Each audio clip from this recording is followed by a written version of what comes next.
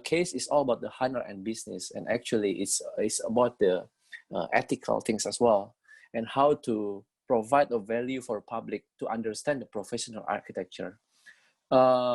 This session will discuss the pride and the responsibility behind it of being an architect.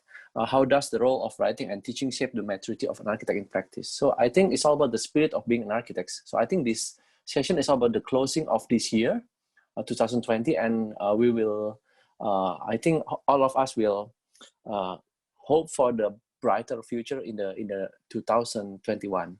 So I think the most important part is the question is how this COVID era will affect the young architects, and will can we provide like more opportunity and reflect on our practice that this pandemic will make some of the opportunity for the future. So I think there's kind of reflections in this pride and how we can move on this architecture in these architecture professions with pride will be very important. So I think I'll just welcome Kevin to answer that kind of questions, and then this session is also about the discussion. So feel free to don't be shy and let's discuss in more discourse. So I'll let you talk, Kevin.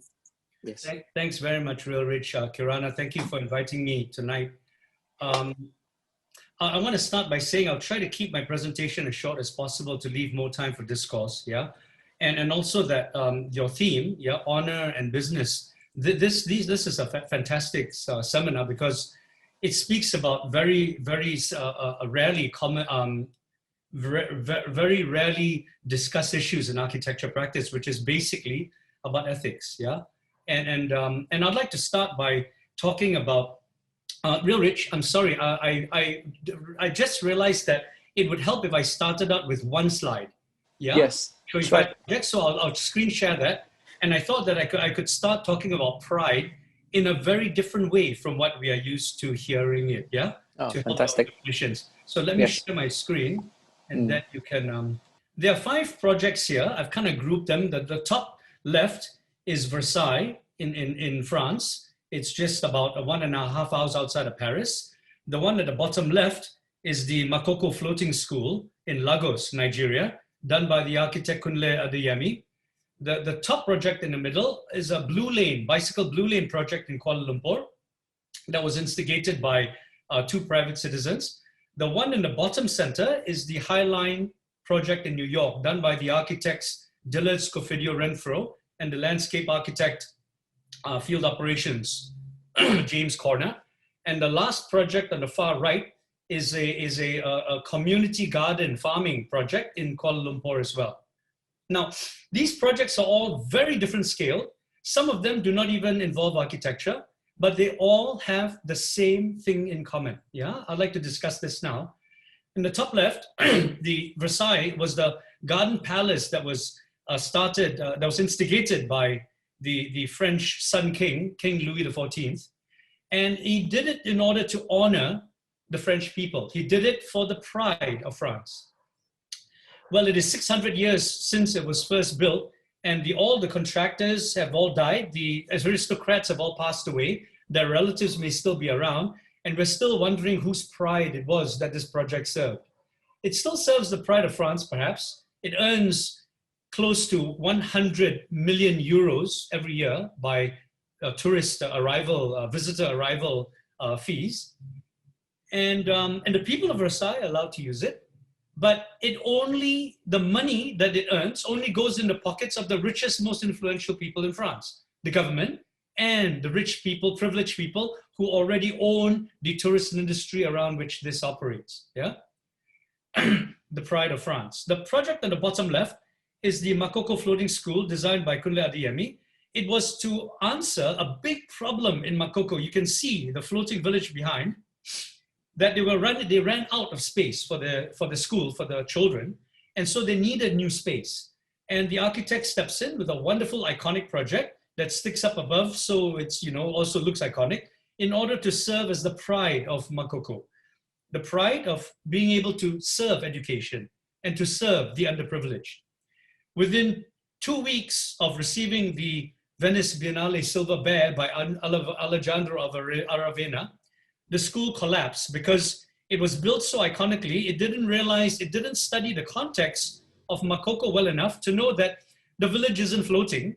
It's all on tiny columns. And the way it gains its strength is from one pushing up against the boardwalk and pushing up against the other. So the whole of Makoko village is like an organism. If there's a strong wind, the ones in front will gain support from the ones behind.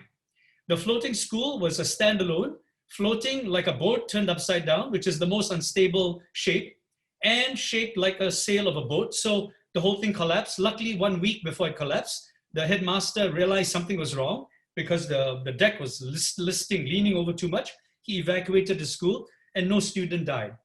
But there's another project about the pride of a neighborhood. The top project is the Blue Lane project in Kuala Lumpur, trying to encourage people to be proud about cycling instead of using their cars. Not studying anything about how it has been implemented in other countries and why it works in some countries and completely fails in other countries. Like London, the Blue Lane is a complete failure. It is very successful in Amsterdam and Copenhagen, where people have been riding bicycles for 250 years. It has not been implemented in Germany. And interestingly enough, in a European country like Germany, where there's no blue lane, there are fewer bicycle-related accidents per capita than there are in Netherlands and in Denmark, where there are blue lanes. But this project was just implemented in Kuala Lumpur without any thought or consideration about the details. So the blue lane runs across pedestrian crosswalks.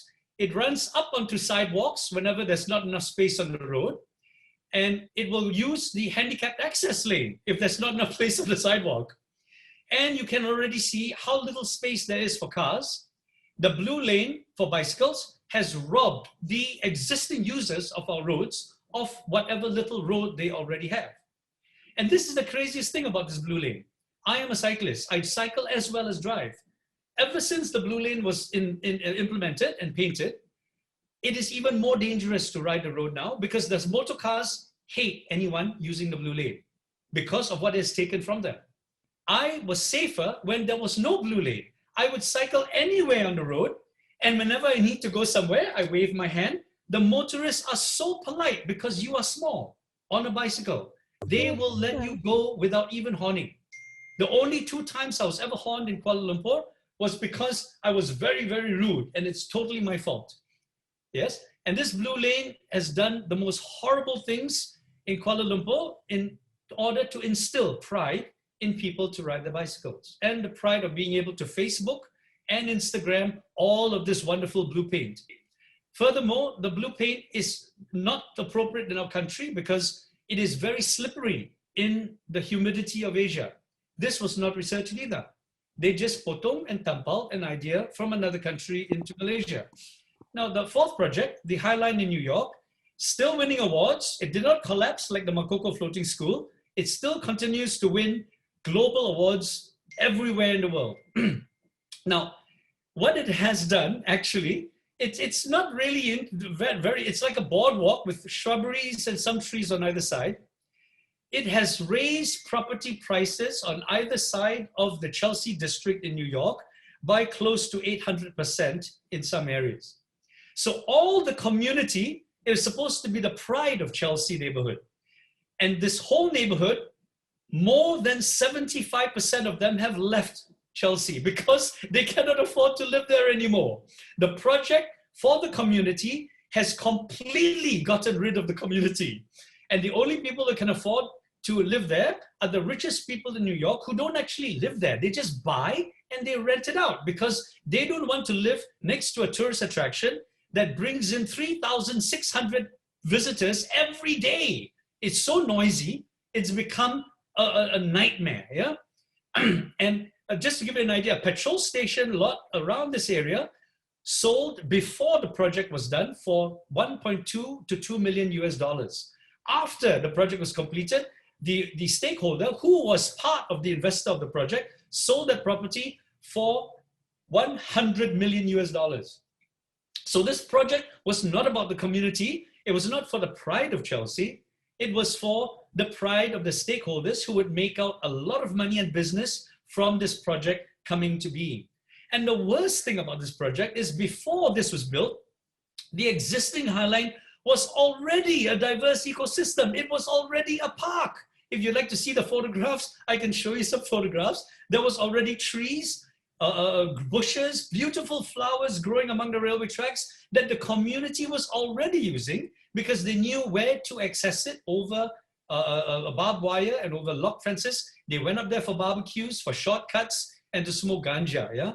And now that community is gone. The mom and pop stores, the pizzerias, the pride of Chelsea is now gone. The last project on the right-hand side is the community urban farm in Kuala Lumpur. Now, we hear about these wonderful urban farms all over the world now, yeah? We potong tampal them from the West, and we all think they're very good. But we don't realize the problems they create. Firstly, the reason why urban farms among communities have become so popular is because we are fed up of the big chains. We are fed up of the big supermarkets that make all the money, that take a lot of energy and effort, that take a lot of wastage in order to serve a whole city. So what do? We merely decentralize it to re-centralize it in our own area of our choice. Re-centralizing is not the same thing as decentralizing. It's just the same thing. You are wasting energy and effort in a big area that have neighbors that may not even want this community garden because they already have home gardens. And this has not been discussed critically, that the only way you can make a difference by taking away the power from the big supermarket chains is not by re-centralizing it in your own community urban farm, but by doing it at home. It's only when you grow your own things, whether it's in a balcony. I have a neighbor, a friend, who grows things on a planter box in his window, okay? He lives in a condominium, and he's completely self-sufficient in relation to his growth, his vegetables to eat. You grow things on your own, you compost on your own, you do not hire anyone to do the work for you, you do not Instagram and Facebook anything except what you grow and what you eat.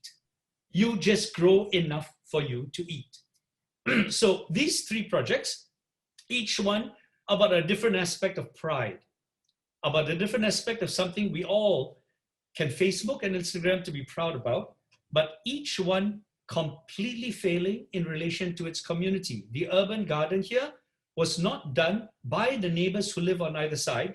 It was brought in by an outsider to this specific neighborhood. It was not created in a land that had roads on either side, but only a short road on two sides with a small car park. So the cars completely jam the road whenever there's a big event that they're having. The neighbors are inconvenienced because they've got animals there, which create flies and composting, which they are not part of. And they did not ask for this project. So this community has been disadvantaged. The community of existing road users, of motorcyclists and cars and buses that need to use the road to work every day have been inconvenienced. The only people who were pushing for the road blue lane project were people who only joyride on Sundays and on public holidays when the roads are closed to traffic, in which case you don't even need a blue lane. The Chelsea neighborhood does not exist anymore. They're all new people with buildings designed by Zaha Hadid architects, Daniel Liebskin and Bjarke Ingels. Makoko Floating School, community completely neglected. They don't even have additional school for a space for a school now. And the Versailles town that did not benefit from this project. It grew around the project because the palace needed servants to maintain it, yes? So let me stop screen sharing and we can go back to our... Basically, what I want to say is that we all talk about pride in our work, but the pride that we feel for our work is misplaced pride.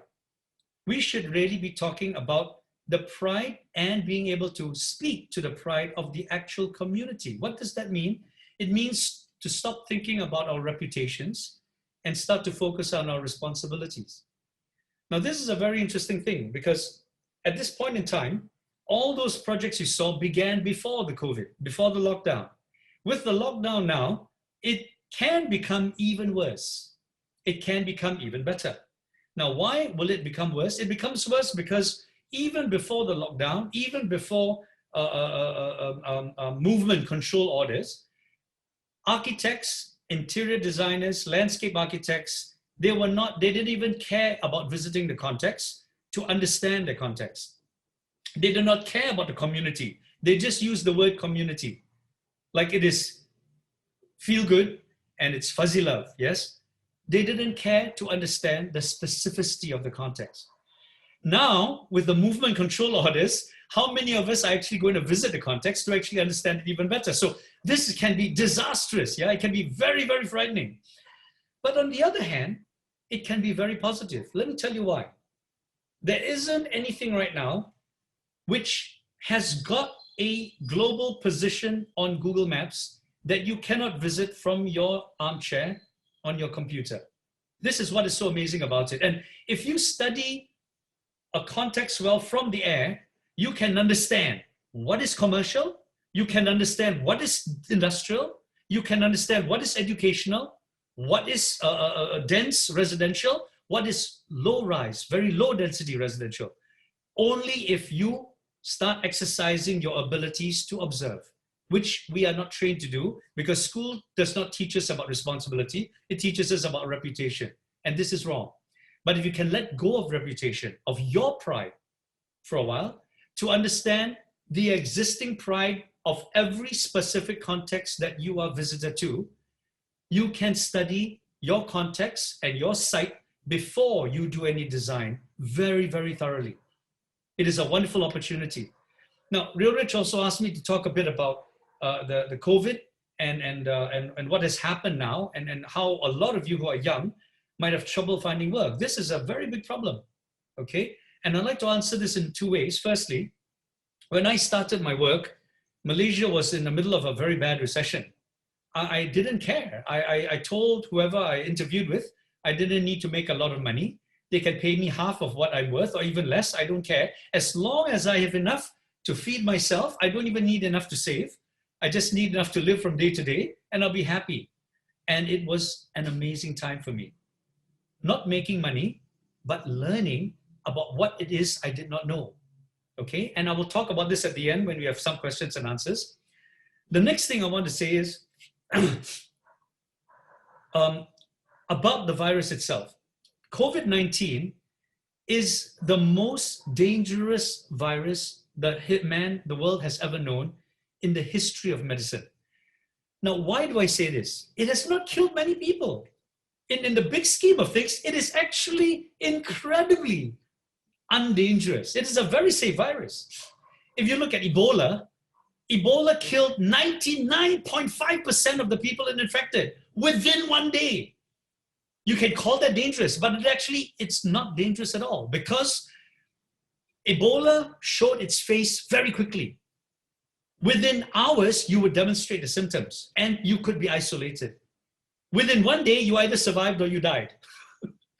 And Ebola is a very stupid virus. It's very stupid because it did not hide itself. It showed itself very fast. And its only objective was to make a killing, was to kill whoever it infected. It was not interested in spreading itself. That's why Ebola, even though it's so deadly, is not a dangerous virus. Now, COVID-19 is the most dangerous virus, not because it will kill you, but because it will infect you and it will keep quiet and it'll hide for up to 2 weeks. Now we've discovered it can hide for even more than 2 weeks. No symptoms, okay? And when you get hit, you will suffer.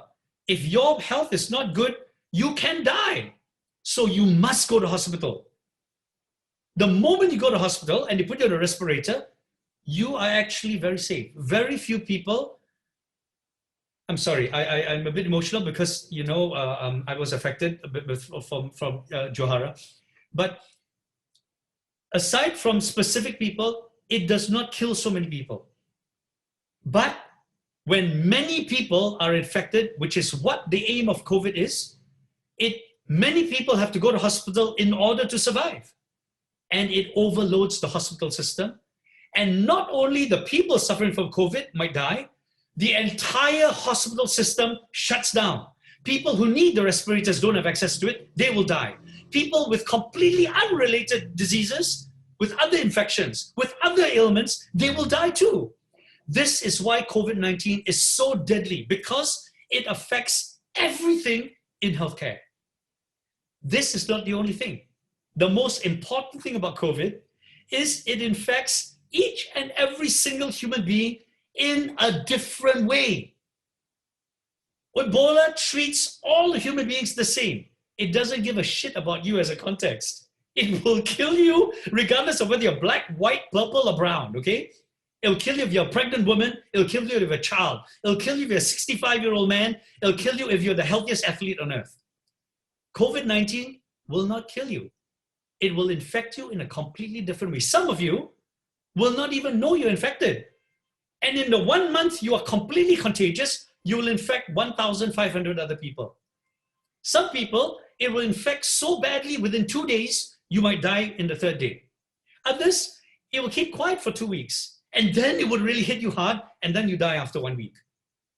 Every single human being, even in different parts of the world, now they've identified about 7 different strains. Even the same strain in Indonesia or in Malaysia will affect different one of you in a different way.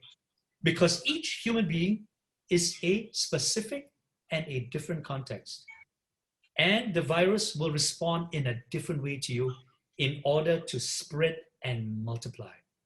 That's why the COVID-19, even though it is not deadly, it is the single most dangerous virus we have ever known. And more importantly, it is the most intelligent virus we have ever known. Ebola, in comparison, is stupid. Yes? But what a wonderful thing. What a wonderful virus to actually learn from. If we can each of us behave like a COVID virus.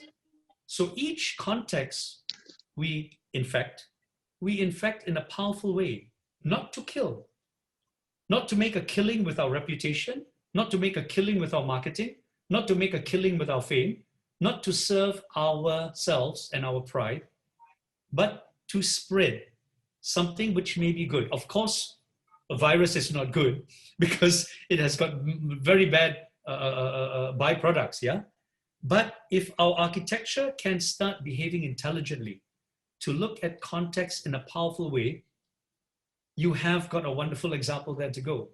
So for all you young architects, stop thinking about reputation for a while. Throw away your social networks, Instagram, Facebook, Twitter. This is all rubbish. It will distract you from what is really important.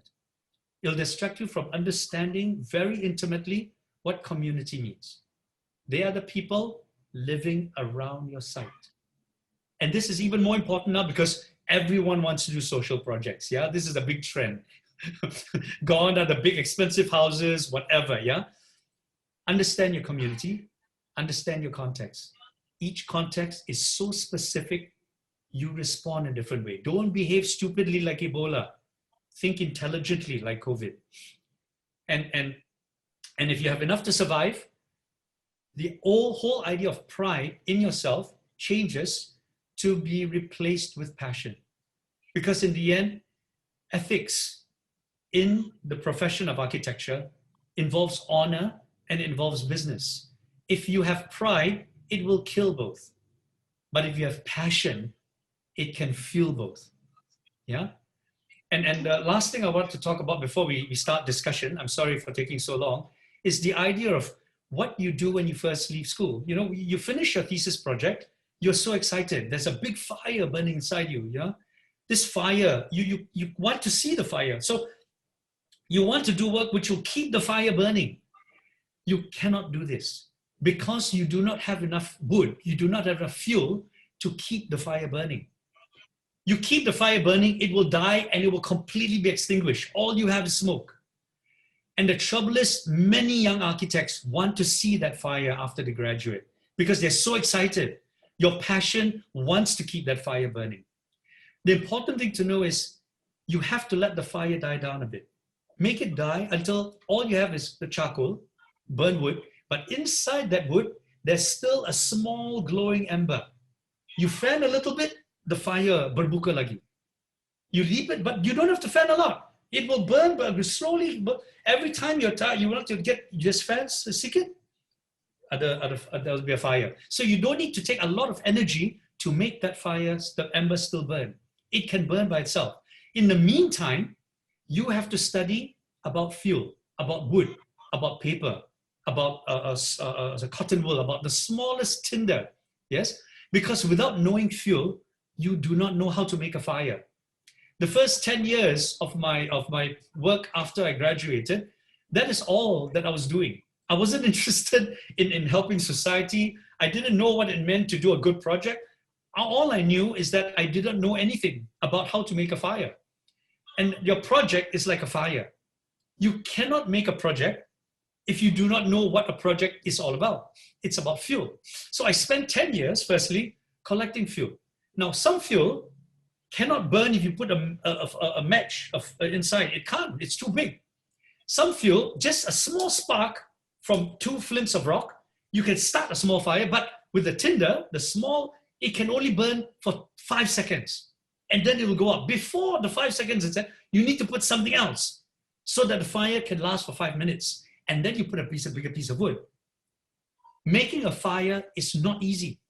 To start a fire is very difficult. But when you can start a fire that can last for half an hour, you can make a barbecue. You can then make another fire that can help a family keep warm for 2 hours. You can make a fire to keep 2 families warm for 2 nights if you have a wood stove. And when you've got a huge community of a village, you can make a fire to keep them all warm on a winter's night, on a very cold night for 1 whole night. And when you get old enough, maybe, you create the biggest and the most amazing fire of all, which is a forest fire. Because the forest fire will burn an entire old growth to start the fuel for a new forest to grow, which is teaching, yeah? But back to the projects, the forest fire is only for education, but for each of your projects, fires are very important. Some fires will last 2 weeks, some fires will last only 1 night, some fires 1 hour, some fires enough to boil water. You need to know what fire is appropriate for what condition, for what context. Once again, the specificity of the context is very important for the kind of fire you're going to create. You do not know what fire it is you need to do or how to sustain the fire if you do not know about fuel. Now, in your head is a warehouse, kind of like what Erwin has behind in his room. A lot of shelves, except that in your head after you graduate, your shelves are all empty. You are only filling the bottom shelves because you do not know enough. For the next 10 years of your work, when you start, you are collecting fuel. You are learning from different people. Some fuel is wet. You need to dry it very well before you can test. Even the best fuel in the world cannot burn if it's wet. You put it on the highest shelf to let it dry. Some fuel is very dry already. You can start testing, but keep enough on another shelf. So if you need to conduct another test with another kind of fuel, you can do it as well. Your job for the next 10 years is the amazing process of understanding fuel. Not architecture. It is fuel for your architecture, for your fire. You can do your architecture once in a while. You are sick and tired of fuel. Go back to the small fire from your graduation. Remember the ember? Fancy it. Let the fire burn so that you stay alive. Put 1 more piece of wood, small wood, so that no energy. You still have your small project. You can still be happy. But for me, the first 10 years was not about my work. It was about understanding fuel. My work for the first 10 years was understanding what kind of fuel can make what kind of project. Does this make sense? So maybe I should shut up now, and then we can talk about what you have, what you think about this, and whether you think I need to address other issues regarding pride. Yeah. And disagreements too. I'm open to anything. Yeah. I'm not here to indoctrinate. We're here to educate. Let's talk about all kinds of things. Yes, Kevin, you're talking about how as an architect need to be being observant. Yeah. Yes, I think it's quite difficult. I mean, when it's, I've come to see that, and some of the question when it's in the social media era, when it's the information is so flat, you know, there is no like a secrecy. I mean, you can access it with very easy, and you need to drive it with the patience you said. So as you see with the definition of like before, and is there something of the value that is transforming, like this era before, and I mean the social media era, and how, I mean, you say about, okay, how we should like I think leave all of our social media account, or Instagram or Facebook or things like that. But what you see as a danger of that, this kind of informations era? You see, it's dangerous, Real Rich, only because when you are concentrated on finding things to put on your social media to show people what you're doing, you will put too much effort on that, and you will not have enough effort to spare for what you're actually doing, you see. There's a Sufi proverb, you know. I was at a conference in Pakistan once, and I said, nothing kills your creativity and your integrity quicker than success.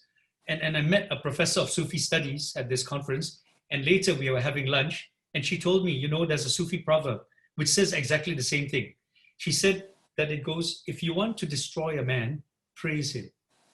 And that they mean the same thing, but the Sufi proverb is so much more powerful because it puts together the two most different things in the world. Destroy, you know, to destroy something is to completely annihilate it. It's to make it completely gone.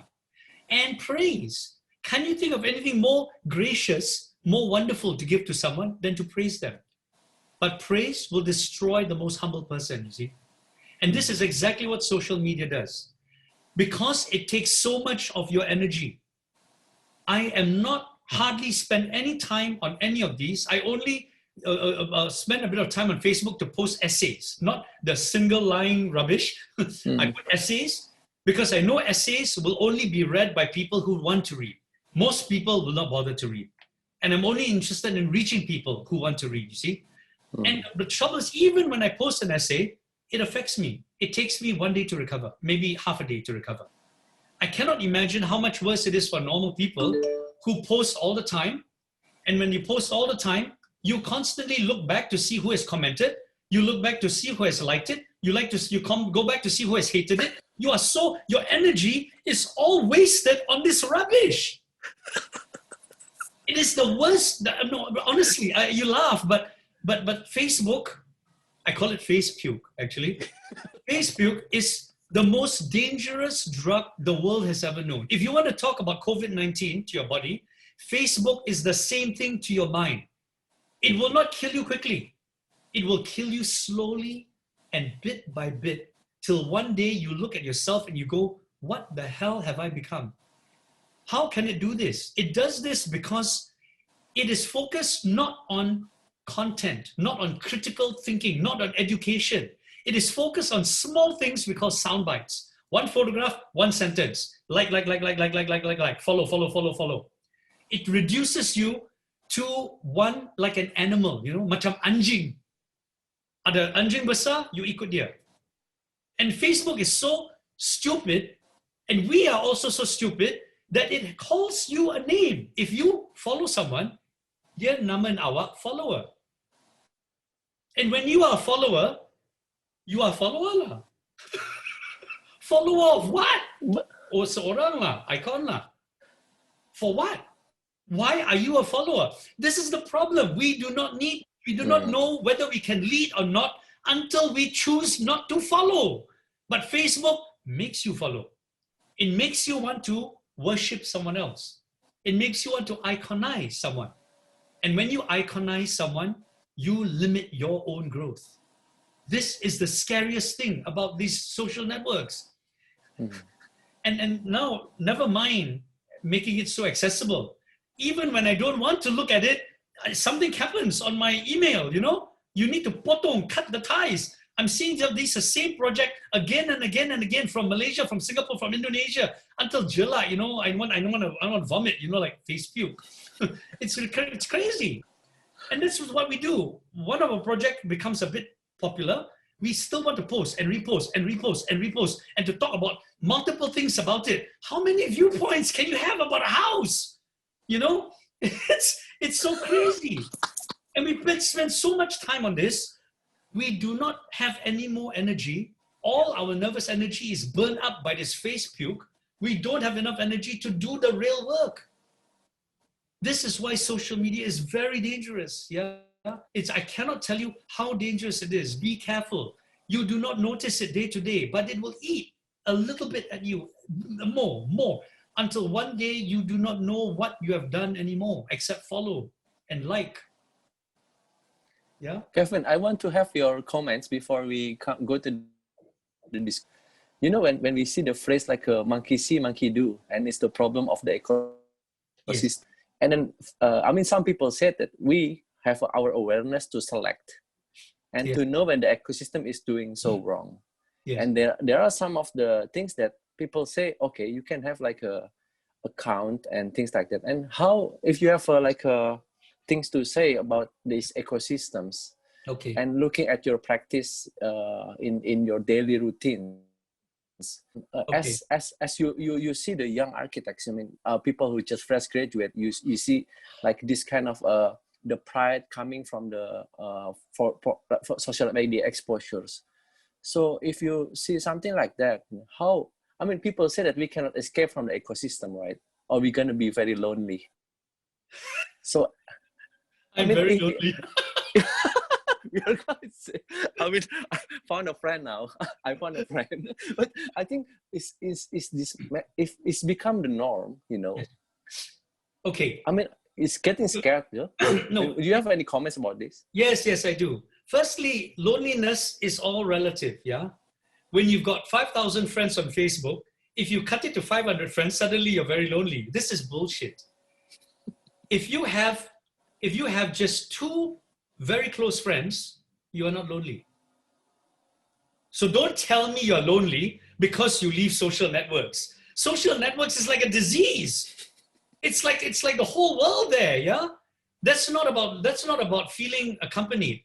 That's about being deluged. You are drowning in attention. You're drowning with people. Loneliness is when you do not have anyone at all to talk to, okay? And that you cannot tell me that you do not have at least one person, if not 2, to talk to. If you've got 2 people, you're not lonely. If you've got 5 people, you are rich, okay? You're real rich. Don't tease me. No, but this is what I mean to say. Loneliness is a lie, yeah? Number 2 is that it is wrong to believe that you derive your pride from showing what you have done to other people. That is not what pride is about. That's why I want to take away pride and replace it with passion. Passion, you can have even if no one sees what you have done. Because you are so passionate about doing it. You forget the time. You forgot to eat. You forgot about what's happening the day after tomorrow. Because you're so focused on creating a detail that will be easier to build, easier to maintain, easier to work, easier to operate, difficult to break into if it's a lock, that you forgot about everything else. And suddenly 20 minutes becomes 2 hours. You thought it was 20 minutes, but 2 hours has passed. This is passion. Pride will only make you want to show it to someone else. And then hopefully multiply social media, pop, Facebook, 1 million people like. This is not pride. This is marketing. This is boring. It's prostitution, yeah? Kevin, yeah. You wrote a book, right? I remember. Yes, I wrote a book. Yes. And then what's the difference? If some people say that social media is a digital book, you know? Yes. But social media is not a digital book because it is about a photograph and a sentence. Yes. Okay. So what constitutes the great like a literacy? I mean, just come down into that part. Yes. Because writing a book is also like a soft marketing, actually. Well, it depends what your motive is to write the book. Yes. Mm-hmm. When I started on it, I did not know it was going to be a book. I did it because I needed to escape from architecture, because I was very depressed about some so-called friends who were taking advantage of me and using my work I did for them for their own branding. Yeah. So I started a book because it was about still a different kind of design, about typography, 8-point, 7-point, 9-point, what is easier to read, what is not easier to read. It is about different fonts. Some fonts with the serif is easier to read, but the serif looks old. I wanted sans serif, but sans serif is not as easy to read. So what best font is sans serif, but can still be read well? It's about organizing columns and rows. Many books, the coffee table books, they will have one big page full of the image and the writing. But the critical architecture books, they do not look like coffee table books. Why? I was interested to understand everything about book design. But even before that, I just started writing essays for my students to explain to them whatever difficulty they're going through, I also went through. And this is what I was struggling with in my life at that age. So those were how I started this, which was not meant to be a book. It was just meant to be essays. And then I was contacted by someone from Spain who had seen something I'd done published in some journal. And he asked me whether I have a book. And I said, no, I don't have a book. And he said, you should write a book. And that's only when the essays, I realized the essays I wrote was a wonderful appendix, the end of the book. So that's how this book started. But the book really began when I realized it was going to be a book as an escape from architecture, but not a departure from design, because a book is also about design. So I did the book not about my work as much as to make the book a work in itself. The book was my project, not about the projects. You understand? Yes. Most books that architects do, they hire a huge, big team. They have the publisher, they have the photographer, they have the writer, they have the book designer. Yes? I did not want to do this because this is about marketing. It's about making a book about your work. I wanted to write the book. I took every single photograph except 4 photographs. I designed the entire book. How many columns? I wrote the whole book and I did the typography. So, you know, there's many books, they've got the picture and the caption. And the picture and the caption has nothing to do with the writing. You got to look at the page behind, yeah? I hate this. I wanted whatever image you see to have the writing on the same page, yeah? And the second thing, the captions are ridiculous. Some captions, you see the picture of the front door and the caption, picture of front door. Oh, macam saya tak tahu boleh nampak. Hello. It is a picture of the front door. You don't have to tell me again, yeah? So my captions were not only to tell you what you can already see. It was small essays to describe something which you might not notice about that image. But books on architecture have never been written like that. The captions are always quite small. So I had to think about a new book design that could have an image with a whole essay of a caption that is also part of the text, but separate from the text. Do you understand what I mean? And I think that is why many people, when they look at this book, yes, it is like a book about, or like a coffee table book, and yet this is not a coffee table book, you know? It's different slightly. The reason is because I did not have a team to do this book for me. This book was my project. It was like doing a project for a house. I did every single detail. In fact, I almost built it myself, yeah? And so for me, it was a project to escape from architecture projects. So anyone that would buy the book, you have my work. You do not have a book about my work. The book is my work. You do not need to have a house of mine. The book is my sensibility, my detail, my concept, and you know. And the important thing also about a book, Rich, when you make posts on Facebook, you are just making posts on Facebook. These are sound bites. Picture, caption, small essay, whatever, yeah? When you are thinking about a book, the book is a story, you know, it's a concept. The entire concept is made of forward, introduction, main text, appendix. Yeah. Each one of those sections is made of chapters. Each chapter is made of paragraphs. Each paragraph is made of sentences. Each sentence is made of words. And each word is made of letters. The detail is part of the concept. If you think of a book only to make your projects be shown to everyone in the world, then you end up with books that you see everywhere already in the architecture world. Whether it's by Kerry Hill, actually I had a talk with Kerry Hill before he passed away, and his partner, Justin, told me that he wished they did a book by themselves, because their book, even though it was a wonderful, it's huge, you know, have you seen Kerry Hill's book? Yeah. Like a Bible, you know. He did not like it. And Kerry also was not so happy because it was still very commercial. It is one project after another project after another project. There's no story. Like most architecture books even, there's no story. It's just another book by another famous architect. Woha, fine, Chan Soo Kian, another coffee table. You know, they're just books about brochure, about advertising. I was not interested in advertising when I did that book. That book was a project on its own, you see. Does it make sense? Yes. Kevin, I was quite, I'm interested in the relating this literacy in the pride. I mean, looking at your what you said about I believe time manifested in the writing. It's not easy, you know. Being architect, you need to you can write, and you can design, you can draw, you can produce on small things. There must be some of the comparison, you know, like a time invested versus the scale of project. Is that? Looking at the some of the time invested is not enough. How to learn how to write? Okay. It's not common, you know, to see the people who can write and design easily. Yes. Do you have a comment on it? Yes, I do. The reason why it's easy for me is I've been talking and trying to teach this for many years now. Design is not a visual profession.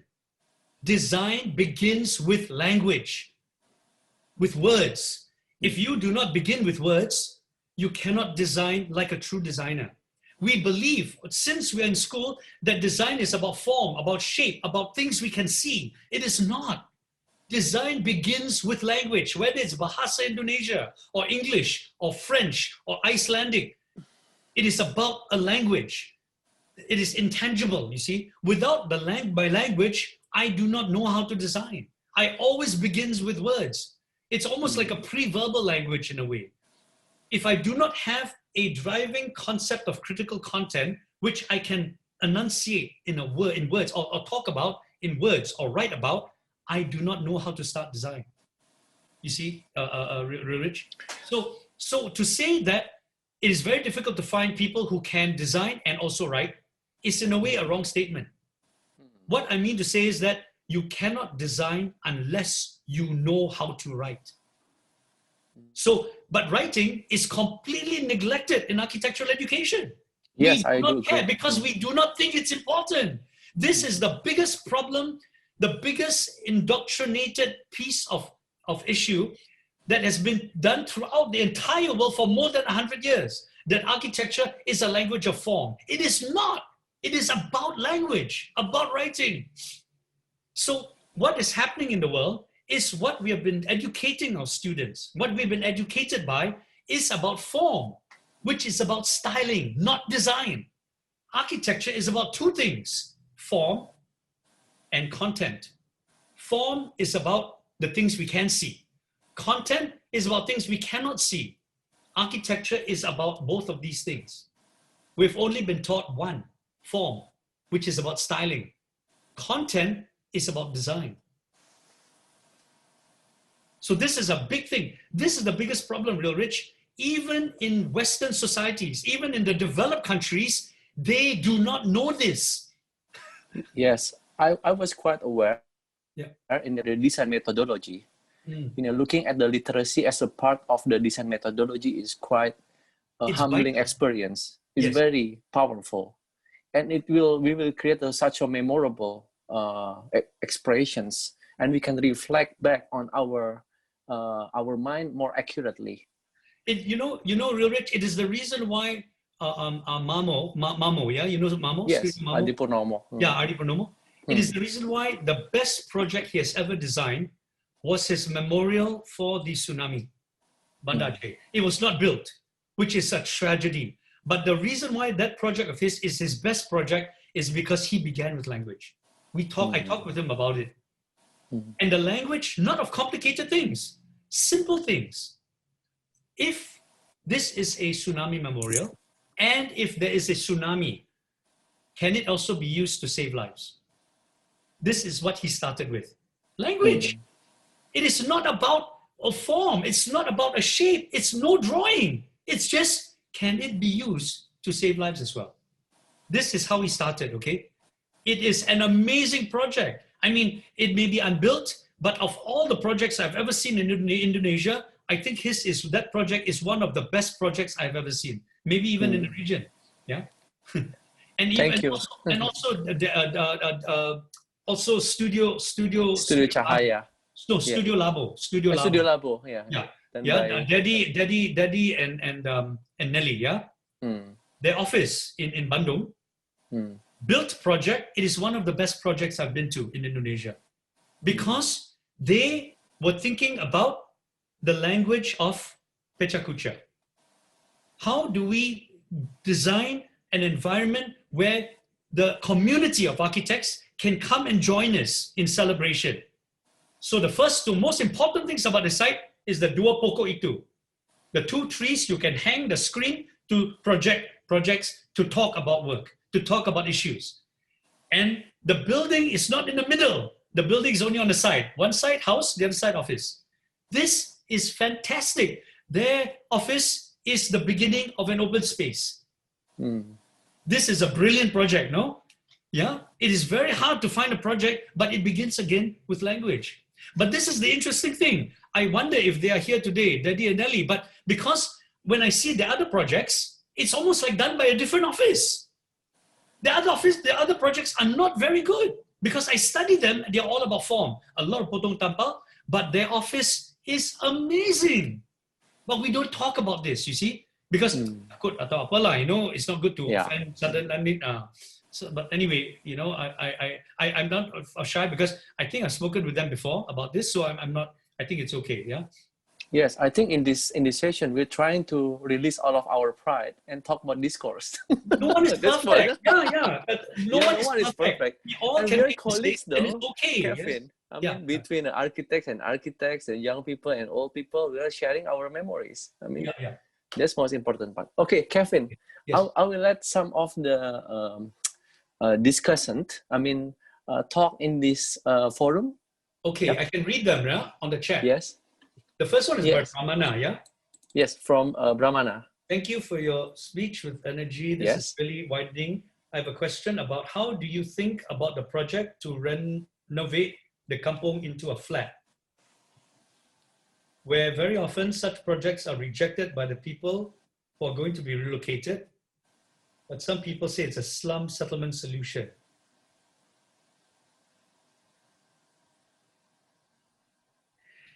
Okay, when you renovate the kampong into a flat, it means you want to relocate the squatters into a high-rise. Is that what you meant, Brahmana? Okay. Firstly, squatters live where they live because the moment you put one house on top of another house, it becomes very, very expensive and it removes people from the earth, from the land. That's why squatter settlements are always single story. Anything higher than that, the itu tiang tak boleh tahan. And they need to get thicker materials, stronger materials. So to relocate them into a flat, you need to first understand what is in the mind of someone who has very, very little, who does not have enough to even put into a house. What does cooking mean? A cooking is not about a kitchen, you know. Cooking is about food, it's about taste, it's about putting something in your mouth, chewing and swallowing. So we are not examining these things when we think about flats. When we think of a flat, we think, oh, mesti tengoklah macam cantik lah di luar, ya, itu the form must be very nice. Inside, okay lah, ada banyak bilik lah, so or the privacy. We only think in terms of what we are used to. We do not think in the mind of someone who does not have anything. And this is the reason why when we try to relocate squatters on a kampong into a high-rise building, they hate it because we are not taking them as the community. we are taking our own experience. So a flat requires dapur, bilik tidur, bilik mandi, living room, dining room. And then we just stick it in there lah. And then change a bit, mix and match, move around, and then tengok macam lain sikit, you should be happy. This is not the right way. That is why the squatters never appreciate anything architects design for them, because architects only design for themselves, not for the actual people who are going to live there. And the poorest people in the world are the people who are the most difficult to think for in terms of how they live, because their lives are so different from ours. We are not sensitive enough, yeah? Number one. Number two, it is very difficult to design a high-rise to replace living on the ground. This is a big problem. Yeah.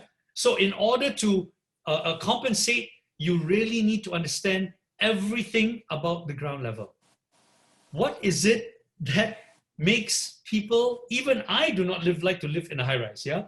But what is it that makes people feel close to the ground? Why? We do not ask this question. And when we don't ask this question, we don't know how to make that happen on upper levels. This is the problem, okay? So it's not just about some people's pride. It is specifically about architects' pride. If you ask me, poor people, squatters, they have very little pride. They are very humble. They are actually the nicest people to know.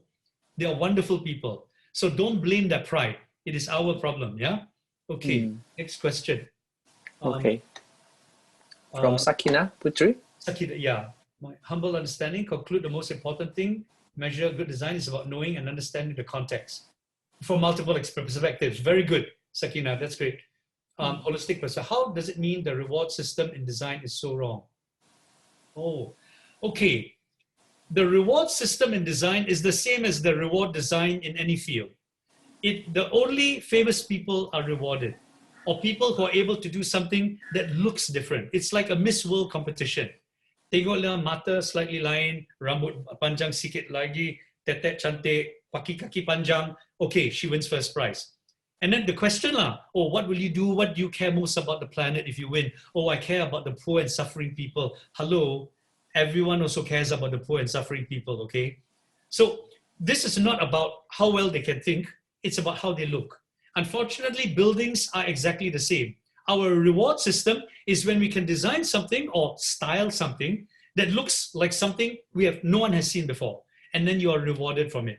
Wah, tengoklah cantik ini keren. Oh, very keren or very modern or whatever. This is rubbish. It's only about style. It looks old-fashioned, or it looks historical, or it looks modern, or it looks rustic.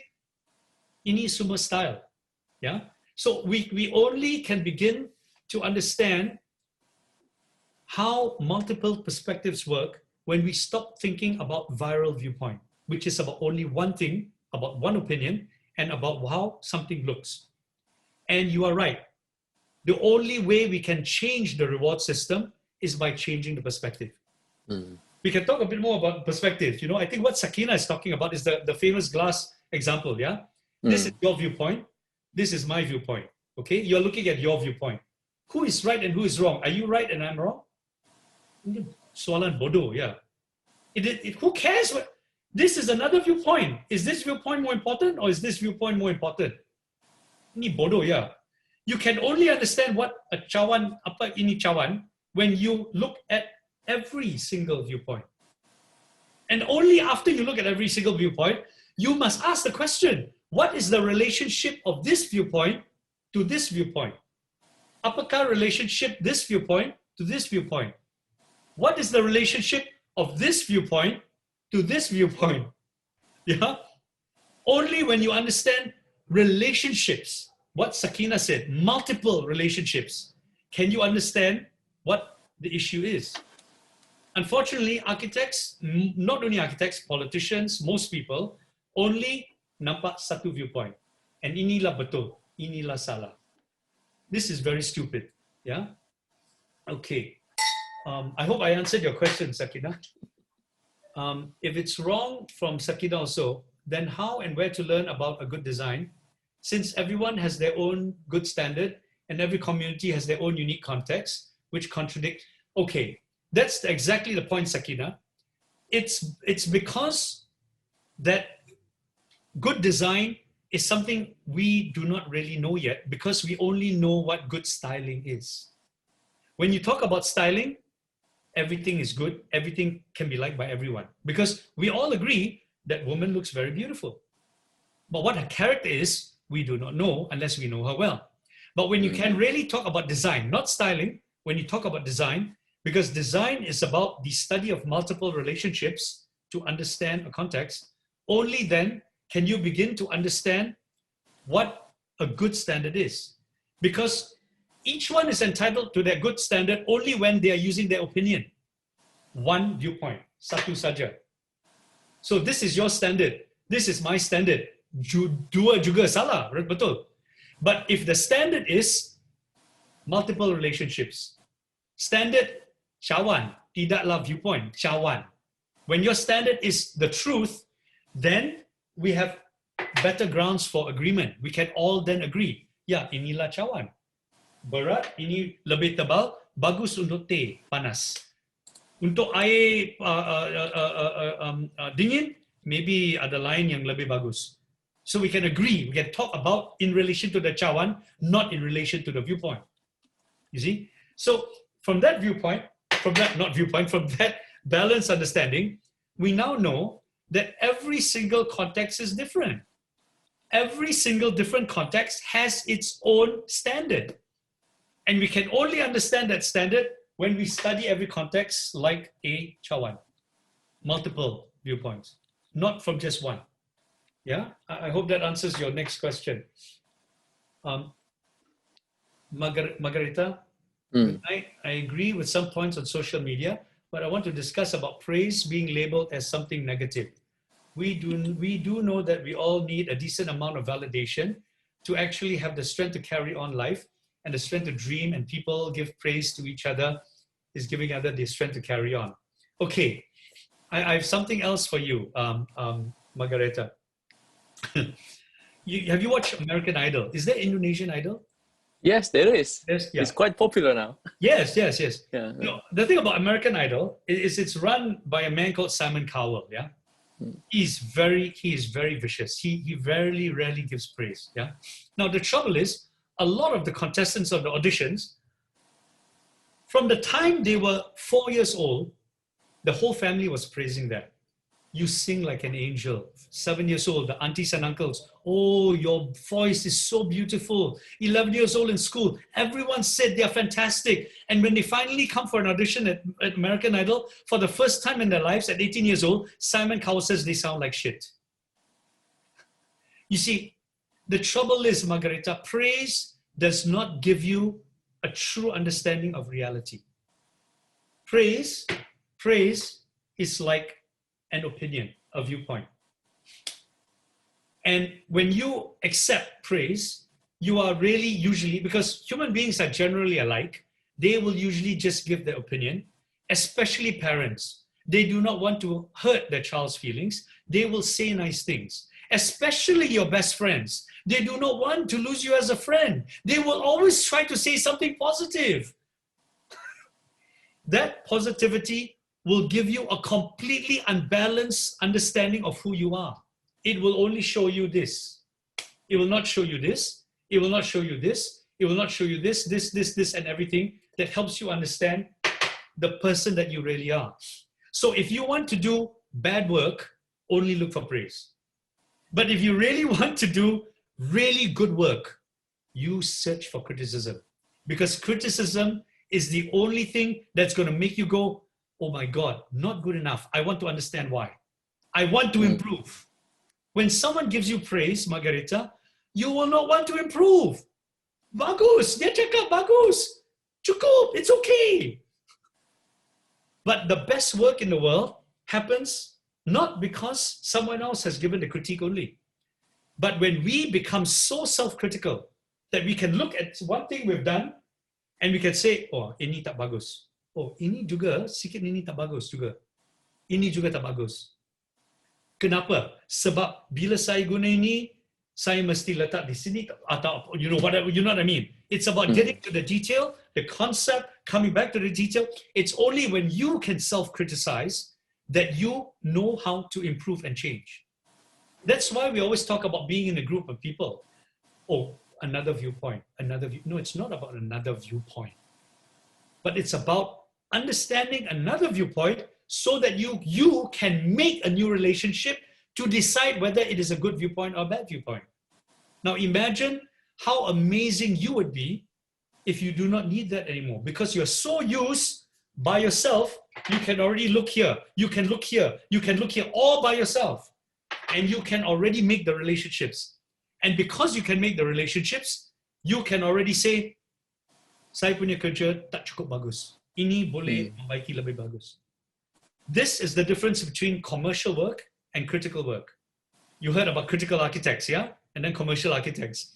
Commercial architects will only do work that is good enough. Why? Because they receive praise. Critical architects, nothing is ever good enough. The last project tak cukup bagus. Mesti buat lagi satu yang lebih bagus. The current project, not good enough. Even during the building submission, even during construction, tukar, improve.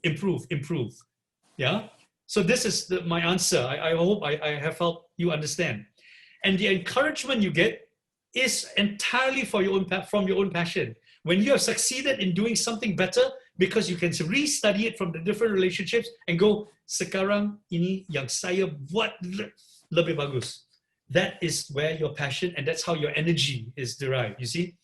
You do not need someone else to tell you whether you're doing good or not if you do that job yourself, you see? Yeah? But do not look for praise if you want to do better work. Look for criticism and be strong enough to become better because of it, yeah? Hey, Kevin, so, I have some people said that to get a good attitude and good understanding, you need to get a good mentor. Yes and no. Look, many people would consider Frank Lloyd Wright a very good mentor, but every single one of his students never did really good work. Same with Le Corbusier. Yeah. So I do not think it is about finding a good mentor, but learning about fuel in your own unique way.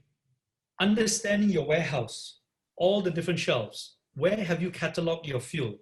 So because not all of you will know what fuel is good. Sometimes plastic will burn very easily, but plastic is the worst fuel. It's poisonous.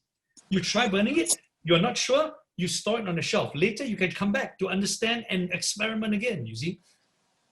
Kevin, not every people have the courage or like a thinking like what you have now. Yes. So what makes you in your story makes you have like this click point like that? So I have to do my self-criticism. I have to understand very critical way. So I have to question everything. So I have to. In your story, what makes you can think something like that so we can learn from you? Okay. You see, when you hear things from people, I realized quite quickly when I was very young, many people were just talking about the viewpoint. But they were not talking about the cawan. They're talking about the handle, or they're talking about the bottom, and they're talking about the lid, or they're talking about the inside. And I was not happy because I know what they're talking about is true. But they are not talking about other things to make the relationship, you see? And this is what frustrated me. And that's what made me constantly want to ask questions. Okay, you're talking about this, but what is this related to this? Or that? Or this?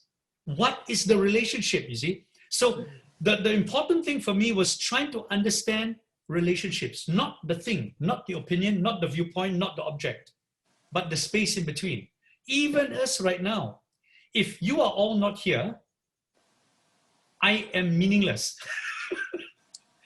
If half of you are only here, there could be still some meaning, but the meaning is still not enough, right?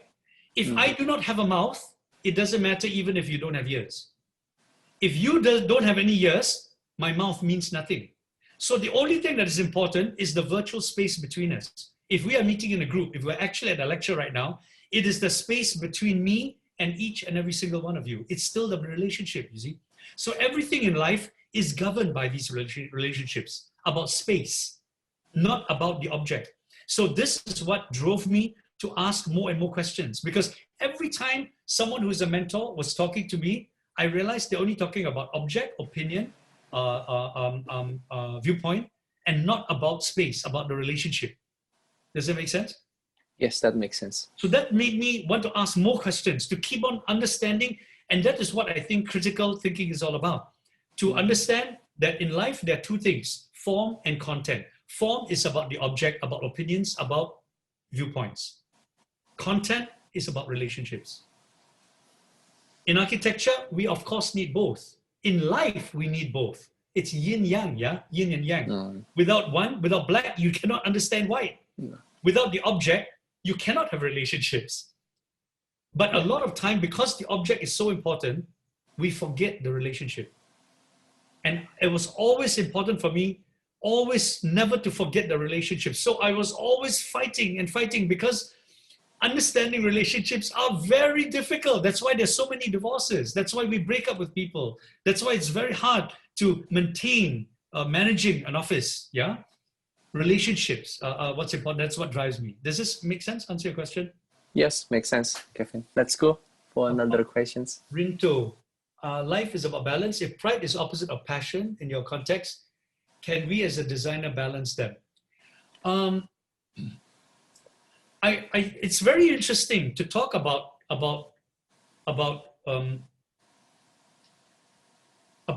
emotion and about morality when you talk about design. You know, people say, "Hey, design, you need design now. Why do you want to talk about morality or God?" But I found that in my life they are completely related. If you are not a moral person, a truly moral person, it's very hard to design, because design is not about the object, it's about the relationships, you see. It's not about the form, it's not about styling, it's about everything else that comes before that. So I find that when I start thinking about relationships, only then am I starting to think about design. And automatically, the passion will take over. I stop thinking about what I want. I start thinking about how easy it is to make, how easy it is to maintain, how easy it is to keep the water, to make it easier for the user, how easy it is to change and to fix the thing if it is broken. Then I'm trying to think about other people. So I try to escape from myself, you see. And when I finally come to something, I keep on checking and rechecking before I finally say, okay, let's build. Of course, I still make mistakes, but hopefully after so many tries, the mistakes are reduced more and more. And this is the most critical thing. As an architect, if you start young already and you already hire a draftsman, you are cutting out half of your ability to learn. Because I realized when I was starting work in the first firm, GDP, that when I was doing my own submission drawings for the authorities, I was making almost 100% more changes in the refinement before I made the submission. And when you give it to a draftsman, they are not qualified to make the changes for you. They will just redraw exactly in the submission level what is required for the authorities. So you are eliminating 7 to 12 different levels of refinement, which will be bad for your design because it is not as refined as it can be. Does this make sense? So I find that drawing on your own, do your own drawing is the most important thing in the world. Do not hire a draftsman to do your drawing for you.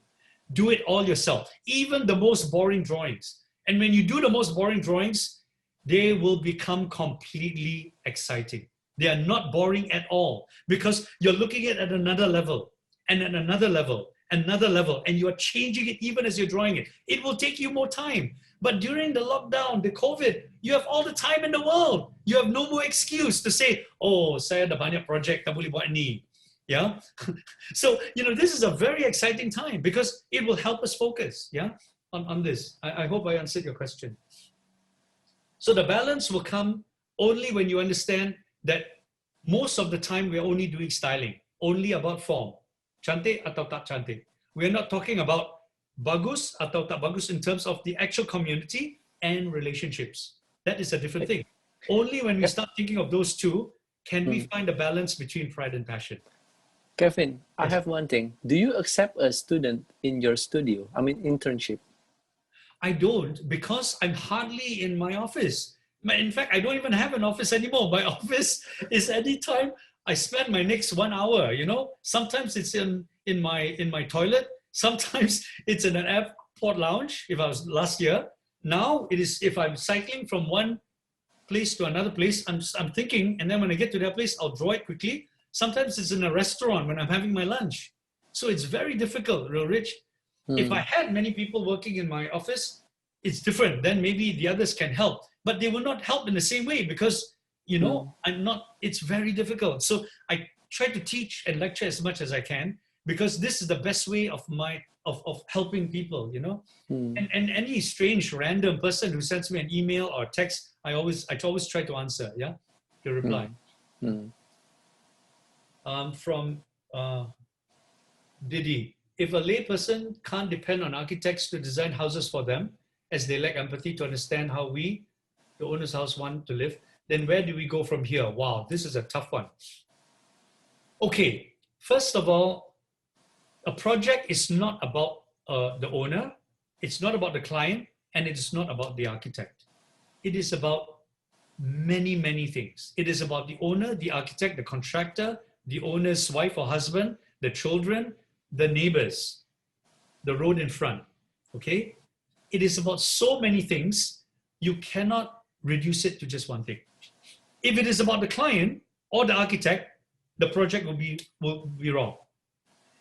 The most important thing of any project is the project. The client is at the bottom, the architect is just above the client, the consultants are above the architect, the requirements and everything are above those, the community is above those. In between that is the main contractor, and then the subcontractor, and then the project. That is the priority. Project first, subcontractor, main contractor, and then the others follow. Only when you get it that correctly done that way will you have a great project, because the client is supporting this wonderful pyramid. If the client is on top, the whole pyramid will fall down. The project will be secondary. Yes. So when you talk about the layperson not depending on the architects, it is about the layperson being able to educate the architect the same way the architect is educating the layperson. Now, this is a very difficult thing because, in a way, what I am already talking about is in the sense that architectural education is already wrong for more than 50 to 100 years. That we've been taught too much about style, which is one of the main reasons why it's so difficult to get a client to believe in what we want to do. Because with style, it is about how something looks. Apakah dia nampak lah, yeah? So the client likes polka dots, you like pinstripes. Or the client likes purple, you like pink. Who is right and who is wrong? You can't convince the client. You can say, oh, pink lebih bagus. They say, no, black is better. That's why it's so difficult to push your idea. I want to make cantilever. Client say, I don't like the cantilever. Then your idea cannot be built. Yes? So you got to stop talking or trying to convince your client about the way it looks, about the color, about the shape, about the bentuknya. This is all rubbish. You have to talk about things they can understand. If I use this material, it is cheaper. I can save money to give you better windows. Wow. If I use this kind of window at night, during the good season, you boleh buka tingkap, angin boleh masuk, tapi nyamuk tak boleh masuk. You can breathe fresh air with a ceiling fan. Client can understand. If you want to say, I use this cantilever because when you look at the project outside, it looks like the house is floating. I mean, hello, some clients don't care about whether the house is floating or whether the house is sinking. Yeah. They don't care about the way it looks, or they care about how it looks, but you can argue about that until the cows come home. It doesn't matter in the end. What matters are things that everyone can agree, you see, and only then are you talking about design. Design is about the relationships that you cannot argue about. They are true for any kind of project, for the answer to the specific context. Yeah. Oh, sorry. I hope I answered that question. Maybe I went off mark. Brian, I would like to ask, is it appropriate to conclude your points as to translate the pride of an architect to the pride of community or context? You know how, I think even the Quran has this, you know, Brian, pride is an emotion that is not good for you. That humility is more important. The reason is because when you are proud, You are proud because you feel you've done something correctly. When you feel you've done something correctly, you feel that nothing that is almost perfect, nothing needs to be changed about it. When you feel nothing needs to be changed about it, you will not look at it critically anymore. Bagus, cukup. But the most wonderful thing about humility, when you're humble, is that it is never good enough. It is not perfect because you are a human being. And when it is not perfect, you will try to look at all the problems with what you have done to improve it. And only when you do that, can you make your design even better. So pride is not a good thing because it stops you from improving yourself. Yeah. I can't summarize it to say that the pride of an architect has got to be replaced with the pride of a community context. It's not so simple. It's more about the fact that we have to stop serving our reputation and start to think about serving our responsibility. They're two different things. And the trouble with social media, the trouble with everything that all our teachers teach us is that our reputation is the most important thing. This is a lie. It's a lie. You cannot have a good reputation for yourself if you are not first responsible. But from the moment you go to kindergarten, they teach you, everything they teach you is to build your reputation. Inilah salah. This is one of the biggest lies, the biggest pieces of indoctrination, which is uncritical thinking that you just believe because of an opinion. It's the worst thing to ever follow, yeah? So leave your reputation behind. It will come if you do your responsibility well. You know, you don't have to worry about it. Do you agree good language is a good business? Good language is a good business. You know, I rarely think about business because firstly, I don't feel like I'm a good businessman. I've got a friend who said that if I only was smart enough to have a firm of 100 people, I could have the most successful architecture firm in Asia. And I'm too stupid because I still work alone. I think that the moment you think about trying to make a good business, it damages your ability to be a good architect. I'm not saying that you can't have a good business, but I'm saying it is so much more wonderful to have a good business because you're a good architect and not to have a good business because you try to have a good business. Does this make sense, Antonius? Because in a way, business is completely opposite from trying to do good architecture, because good architecture takes so much energy, so much effort, and so much time, you cannot make much money from it. It's very difficult, yeah?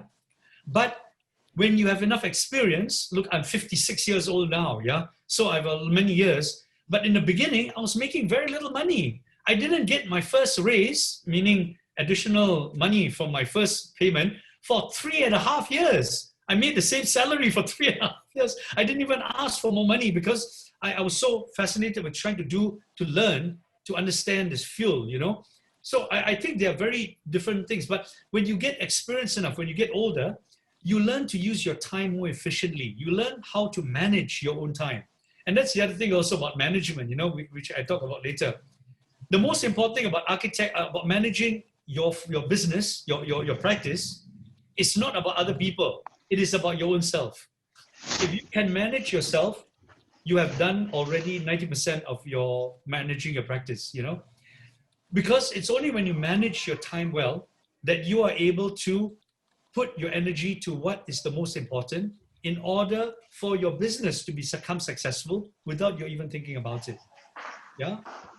So that's a whole other story, but I hope I answered your question. 8.102. In our journey of collecting fuel and knowledge, our passion on, your passion is not your fire. Your passion is your fuel. Your fire is not your passion. Your fire is your projects which give you passion. Okay, just so that it's clear. We seek that fuel, knowledge exudes from anything we learn from. For example, a mentor professional who we work for. What if our values and what we really care about are different from a mentor? How long should we keep our patients to keep learning from them? Eventually, okay, I think I understand. There's some very big noise. Wait, Kevin. It's okay. Where's that noise coming from? It's, I think, one of the participants. Yeah. I'll ask If you're the going to the librarian. toilet, you should put on mute. Yes. I will put a mute now. Okay, deal. Kevin, done. Please continue. Sorry for that. There's no formula, you know, HB, that there's a calculation or timing. When I was working, I didn't even think I would leave to start my own practice. I was working with GDP architects under Kamil Marikan. And it was so wonderful working under him because he gave me all the opportunity to learn, to understand fuel, knowledge, and experience. I didn't even want to leave. I only left when I suddenly realized, which was a shock, that I wasn't learning anything more from him. That I learned that he gave me all the opportunities to learn everything I could, and that if I wanted to learn more, I needed to leave to start on my own. That is the only reason why I started, you know. And it was 10 years. It took me 10 years to realize that, okay, I think I know enough now to start my own fire. So it's a long time, you know. And I think I'm not really your average architect also, because I was thinking about many things at a very young age. So, and even then, it took me 10 years to start my own practice, you know. So I think a lot of times we are influenced by a lot of foreign architects, whether it's Byakuya Ingalls, Sao Fujimoto, Junya Ishigami. Many young architects in the foreign countries start their practice very young. Now the problem is, we think that their work is good because it is so famous and is published everywhere. But we did not study in school how to analyze projects. So our only basis for knowing whether a project is good or bad is whether it's published or not. This is the wrong example. Because look at Donald Trump. He is published more than anyone else the whole of the last 2 years. And yet he's the worst example to follow. So you should know by now that what is popular or what is famous is not necessarily good. The same applies for architecture. What you see out there, 90%, and I'm not bluffing you, 90% of anything we see in Art Daily, Design, and any architectural blog or the books, including the works by famous architects, is not actually good architecture. It is just famous. But we think it is good only because we have not been taught, we have not been educated how to analyze projects. We only analyze projects, cantik atau tak cantik, keren atau tak keren, and then we like it or we don't like it. This is not the right way, yeah? So from that viewpoint, from that understanding of that relationship, we need to begin to re-educate ourselves to understand that what a mentor tells us may not always be the truth, but it is still something we need to test. Your job as a student, and you must be a student for your whole life, even at my age, I am still trying to ask questions, is to ask a question about something you have been taught, to understand whether it is a good fuel or a bad fuel. If it is a good fuel, whether it is a fast burning fuel or a slow burning fuel or a medium burning fuel, or a fuel that is so powerful that it can start a new forest, yeah? So this is the whole key, that mentors are only good if you are able to question them and not accept them like your icon and not to follow them like a stupid follower on Facebook. The mentor is only as good as if you are a good student, okay? Okay, I hope that makes sense. Didi, ever thought of holding a critique session on your own projects? I actually did that, Didi. The first time I presented in Singapore, I critiqued my project. I told them about how the roof failed, and I talked about that. And I was criticized for critiquing my project. Someone who was with me said, it's not a good idea to tell them your mistake, you know, this is not good marketing. and when I talk about anyway, someone asked me to write for the PGA Trade Center an article, but when I wrote about it also as a critique. And one of my students asked me, who was that who was so rude to write the critique on my project? And I said, no, I told him that I would do it. So I did one critique. So I do that on myself, yeah. So maybe if you want to study my own projects and you want to have a session with Real Rich to critique me, I would be appreciative, because I already know what I've done well. I don't want to hear what I know. I want to hear what I don't know. Yeah. So maybe you can help me. Yeah. Did you? And I'm not famous enough. My projects are not good enough. If you really want to critique projects, you should go for the icons, for projects by Le Corbusier, projects by Frank Lloyd Wright, projects by Pritzker Prize winners. Like, do you know for a fact that the Sydney Opera House by Utzon is actually a good project? You don't. You only think it's good because it's famous. But you should critique it yourself. You don't have to critique my projects. My projects are not famous enough. Yeah. But only when you do that will you understand. I've already done a lot of critiques because I teach in many schools around the world. And my favorite workshop is to conduct critiques on projects that students pick. So I critique projects by Zumthor, by Herzog and de Meuron, by Zaha Hadid, many by Corbusier, Frank Lloyd Wright, Tadao Ando. I am able to know already what kinds of architects they are and what their best projects are. So we can have a session about that if you'd like, or about my own projects. I'll be quite honored to do that too. HB154, Margarita. You are talking about architecture from a perspective that is highly about function, that it should equip the user and wider surrounding in the best way instead of our pride, seeing architecture as a whole from every angle, okay? Architecture is also in some ways a form of art, a work of art that is formed by teamwork between architect and client to express ourselves. Because that's what art is. Art is also an expression and a pride. How do you see architecture neglecting the one aspect? Okay. Margarita, you are not wrong, but you are not complete in the sense that I'm not talking about architecture only from the viewpoint of function. When I talk about form and content, content is not only about function. Content is about everything that is not about form. And content is so profound, it's so complex, you cannot imagine how complicated it is, okay? When you talk about architecture as an art, it is only about form. Okay, so what I'd like to propose is that actually we're not talking about only form and content. We are talking about content being about many different things and form being only about one part of that many different things. So when you say that we should not neglect architecture as a form of art, as a form of personal expression between the client and the architect, this is in a way very silly. You know why? Because we are already so obsessed with it, we cannot avoid it even if we want to. Can you go out of your house tomorrow and pretend that you do not want to look beautiful or handsome? It's impossible. Would you marry someone that you think is ugly? It's impossible. We are so obsessed already as human beings. We are hardwired to seek beauty in everything we do. We cannot avoid it even if we try to. And yet we still focus and obsess with it. So my point is actually, or not my viewpoint, but my description of the relationship is actually the opposite side.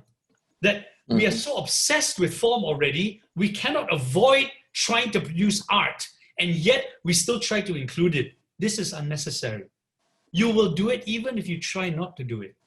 So my advice is to have more balance, is to actually try to avoid it, because you cannot avoid it. Try to avoid it, and you will have more balance when you focus more on content, function, everything, use, maintenance, everything, community, and only then will you have the balance. Because right now, it is so unbalanced that if you try to keep it as part of the balance, it will still be unbalanced. Do you know what I mean, Margarita? I hope I made sense. Okay, that's about all. Is there others that you want to, anything else that anyone wants to ask? Or if you are not happy with my responses, maybe you want to challenge them or clarify them or state your own balance of relationships. It's good, you know? Kevin, you know that many young people, with many characters, some of the young architect needs to be probably a more visionary, and they are having passion in having a big firms, big teams, and they have like need to know this destination. But some of the other people, they try to stay small and more like more feel their work. Is it more like every people in the world of architecture, every architects, they have their own position and their character. Okay. And what we can see that we need to have like a common ground between some of the architects that has some of the destination of their own life. What do you think about it? Okay. In a way, what you're saying is very, very, very true. You know, real rich, that most people in the world are followers, even if they don't want to call themselves followers. It's unavoidable. Not everyone is able to be a leader. Yeah. But what I'm trying to talk about tonight is not about that, because it is already a natural outcome. I do not want to talk about something that it is already part of the world, because you will already experience it. So when I try to teach in school or in sessions like this, I will try to talk about things that you will not learn in the real world, that you will not learn as a follower. I want you to understand that you will not know if you know how to lead until you decide not to follow. Until you say, look, I know I can do this already. I know I can follow, but do I know if I can lead? You know, do I know I can take one step higher? Life is like this. The weakest people, the most unintelligent people, their lives cannot be changed that much. They will always struggle and suffer in life. There are not that many.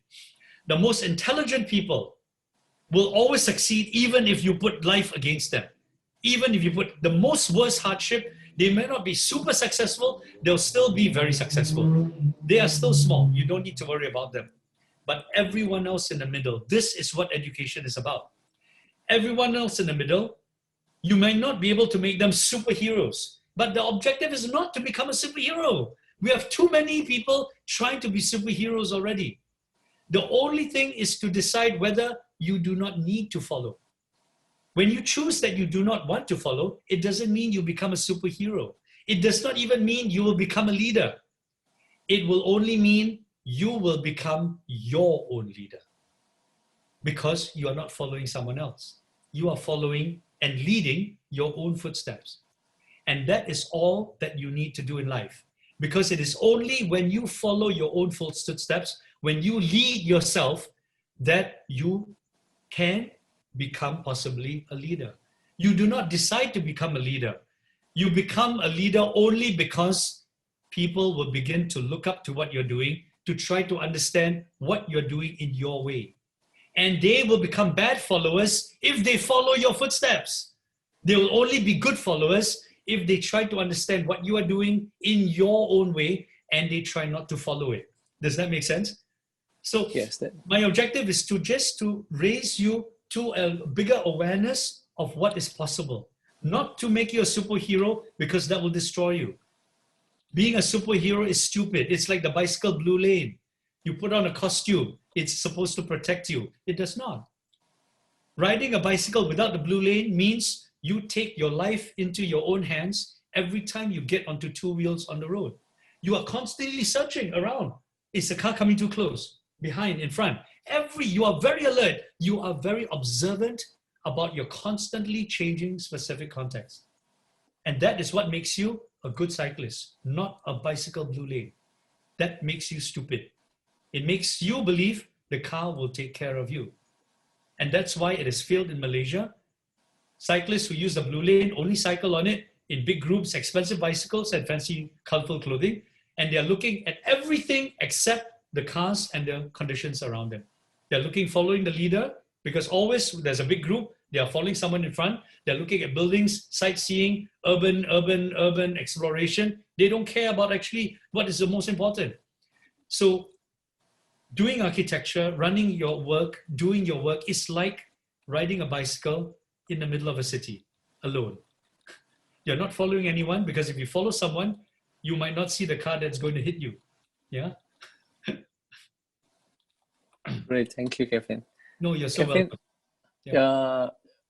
we are I want to conclude the presentation, but let me ask for your I mean, this one is quite humble experience, and then it's been like almost like 2 hours we're discussing about this topic, and I just want to know your closing. I mean, your final remarks for all of your view about these conversations and Indonesian architecture and your fellow friends, Indonesian friends, and I mean, it's good to reconnect. I mean, I know you from especially introduced by Yaman Utara. Yeah. I remember that he said to me that, oh, you have to know this person, Kevin. He's quite someone who can give a value to the profession. So that's why when I putting this setting up the webinar, and I always remember that. So I just want to get your multiple perspective for our for us in the Indonesian architecture or in this world. Okay. Thank you, Kevin. As a young architect,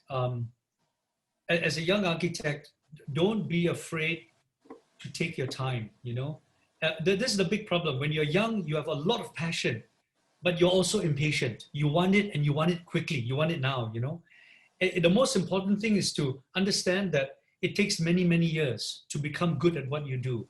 Don't be so much in a hurry. Don't be in a hurry to finish something, to post it, to engage social media. Take your time a bit more to understand what you're doing, to understand the context around it. Learn about it.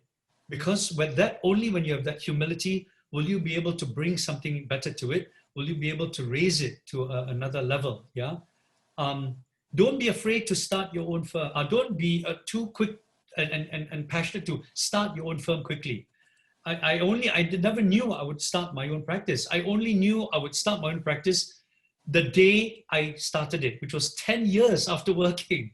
I thought I'd work with someone my whole life because I was so interested in trying to understand about life, to learn about what it was about, you know, because I didn't know what I was trying to do. The problem is I'm impatient because the objective is to have our own practice. That should not be your objective. Your objective is to first serve your responsibility. Your own practice is about your reputation. Your own work is about your reputation. But when you serve your responsibility, it is so much bigger than you. It is so much more powerful. You will think about things you never considered before, and your world will not be small anymore. You will never feel lonely because the most interesting people suddenly are not architects anymore. They're the people who are maybe cleaning the toilets of your buildings. They're people who cook food. They're retired nurses. They're electricians. They're people who build your projects. And that world is so vast and so interesting. You will learn about things you never can learn if you're just an architect. So let go of the architecture for a while, because it's only when you learn about everything else that is not about architecture that your architecture will become better. Yeah? Then the most important thing was, you know, when Johara was my closest friend in Indonesia, and I think the most important thing about what Johara was to me was whenever we met, he critiqued me. He told me what he thought was not right. He asked me questions in a very polite way, but he was always challenging me, you know, and I love that about him. And I challenged him back, you know, in my own way. And that was what was so good about, is that your closest friends are the ones who will not be kind to you. They will love you, but they will not be polite to you. They will not just tell you things that they know you want to hear. Your closest friends are your most accurate mirrors. When you look in the mirror, you see the pimple, you see the bengkak, you see your eyes black because you didn't sleep at night. The mirror will show you who you are. Your best friends are your most accurate mirrors. They will show you your faults together with your good sides. But showing you your faults will be more important, because it's only when your friend shows you your faults that you can improve. So don't ever underestimate who your real friends are. Someone who you might not think is a real friend is actually a more true friend than someone whom you think is your best friend. Be careful, yeah? Because you might learn. I learned about real friendship only after I turned 49 years old. I only learned some were always my friends. Johara will always be a friend. But there are many others who were false. And I only learned after many years. So question that too. Because once again, you will not know if you can be your own leader until you choose not to follow. And that's all I think I need to say, yeah? Okay, Kevin, I will conclude your presentations. Okay. Oma Library now is very lucky to have Kevin as our close friend in this session, and how to praise perspective, show your multiple perspectives to Indonesian architects as well. Like Adi Purnomo, like a daddy, we're very, very humble to hear it and to see how we're gonna shape our profession together under the same sun, under the same moon. And then I call this session is a repositions. It's how we move to release our pride, to move to reflect ourselves. And I remember my memorable meeting with you, together with David, Arividio, Carolina, and several students from UPH University. I think you presented how you work with the drawing details, hand drawing, and creating drawing, composing in the bigger picture. It's like a composing details and has the skills of relating and making a bridge. I mean, we call that term is antara, like a space in between. Who is not common people see to make people feel welcome is more essential than being looked as literal. The first thing that we can conclude in this presentation is first is being observant. Having a critical thinking, that's one blade. So I think the criticism is looking one thing in many perspectives. That's the role of criticism. The second thing is to find a relations, which is a bridge. A word that relate here in one of the venue in one of our my venue in UII is one of the university in Yogyakarta. Is one of the more important thing being an architect is the opportunity to find yourself in the space in between. The third that we got from Kevin today is to reflect on yourself by analyzing the projects, knowing the case studies in the form and to create your own reflective design methodology. And this third part is very important because it's a way to create the creativity sparks within yourself. So Kevin, I find out that that two blade, creativity and criticism, and having in betweenness between both of them is very important. Yes. And at the end, the architect, as I remember my evening with Apurva Bose, is one of the writer from India. There are several things that we can relate to the one of the architect that we can refer to friends. One is that person is become the teacher, another person also become a student, and that person have many failures and show humbleness. And the third part, in the end of the part makes me so humble to see that we can see that the person have a mission in this world. I mean, have a mission, live your pride, be your own, have your world for you. I think this what we can see, what Kevin tried to do. I mean, many holes, I think, we can always think about it, but I think a world of having a mission in this world, I think needs to be praised of.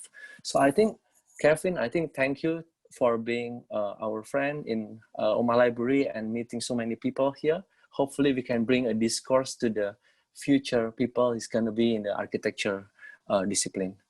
No, thanks so much, Rich. Let me know if you ever need me to participate again. I'll be very honored to, yeah? It's so good for you to invite me here. I'm glad to meet all of you.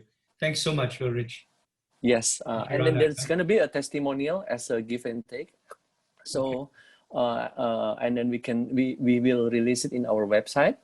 So this session is going to be curated and we will be exhibited, but with your prior permission later on. But we can talk about it later. Of course. And then all of these things, I can say just thank you as well to the team behind this: Kirana, Satria, Dimas, Amelia, and Hanifa behind all of this webinar session. So I think I'll just move this session back to the host, Kevin. I think. Talk to you soon later. Okay. Okay. Kirana. Have a good night, everyone. Yes. Terima kasih. Okay. Thank you, Kevin Lau, Rich, and all participants. What an evocative discussion we have tonight. As our tradition in Omah Library, we always take a photo in the end of the classes. So please turn on your video. Our classes will continue next month, 8 January 2021. Testimonial, Kirana. Udah saya kasih di ini. Oh yeah, okay. Thank you. Di chat box ya. Yes. Yeah, we are going to discuss about partnership. So let's take a quality time with our beloved one and keep healthy. See ya.